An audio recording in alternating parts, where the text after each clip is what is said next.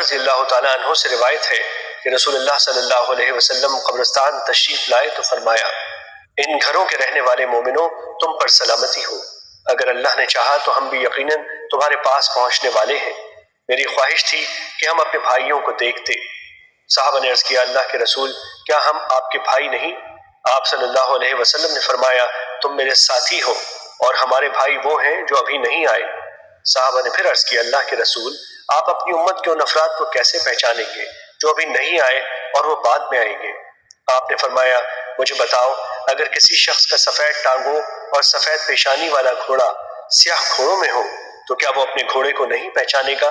صحابہ نے عرض کیا، کیوں نہیں اللہ کے رسول، ضرور پہچان لے گا۔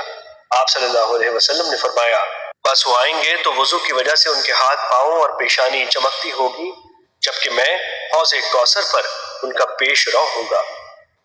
مشکوٰۃ المصابیح، حدیث نمبر 298۔